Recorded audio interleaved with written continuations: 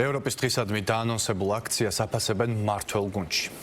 ეს არის ევროპის დღე, რომელსაც ასევე ჩვენ აღნიშნავთ როგორც ევროპის დღეს, რაც შეეხება ოპოზიციის მარშს, ჩვენ დემოკრატიულ და ევროპულ სახელმწიფოში ცხოვრობთ, ამიტომ ვისაც გაუხარდება, სადაც გაუხარდება, შეუძლია ნებისმიერი სახის მარში ჩაატაროს, თუმცა ყველა შევახსენებ, რა თქმა უნდა, მათ შორის ევროპულ სტანდარტს, რომ ნებისმიერი აქცია უნდა იყოს მშვიდობიანი და დარჩეს კონსტიტუციის და კანონმდებლობის ფარგლებში. თუ აქცია იმართება კანონის ფარგლებში, ვისაც რა უნდა ის გააპროტესტოს, რა რაოდენობის ხალხსაც რა უნდა ის გააპროტესტოს და გამოხატონ თავიანთი უკმაყოფილება, ოღონდ ხაზგასმით ვამბობ კანონის ფარგლებში.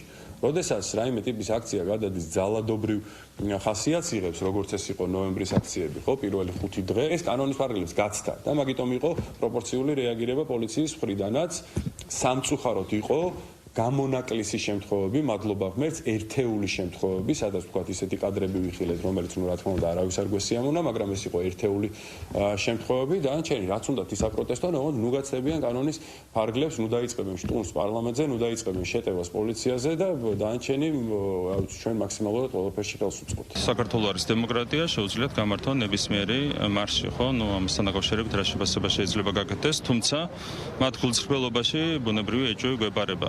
გახსოვთ, ზუსტად ეს ოპოზიცია იყო ის, რომელიც პირდაპირ უპირისპირდებოდა საქართველოს მიერ კანდიდატის სტატუსის მიღებას. ისინი პირდაპირ აგიტაციას აწარმოებდნენ იმის წინააღმდეგ, რომ საქართველოს მიეღო 2022 წელს და შემდეგ მოგვიანებით კანდიდატის სტატუსი. მათ გამოუცხადეს ყოველგვარი დასაბუთების გარეშე ბოიკოტი იმ სამუშაო ჯგუფებს, რომელთა მუშაობის შედეგად ჩვენ უნდა მიგვეღო 2023 წელს კანდიდატის სტატუსი. ამიტომ ამ ადამიანების გულწრფელობაში, რა თქმა უნდა, ჩვენ გვებარება ეჭვი.